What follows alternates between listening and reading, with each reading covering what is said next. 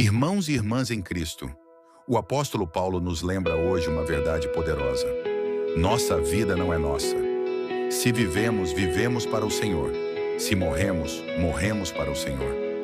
Tudo o que somos e tudo o que fazemos pertence a Ele. Isso significa que não há momento, decisão ou circunstância que fique fora do governo de Deus.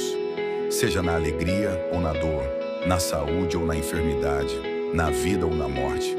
Somos dele. Então, como viver isso?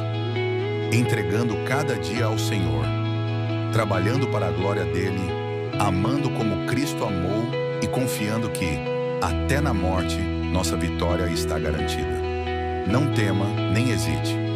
Você é propriedade de Deus e Ele nunca abandona o que é seu. Viva para Cristo e Ele guiará seus passos até a eternidade. Amém.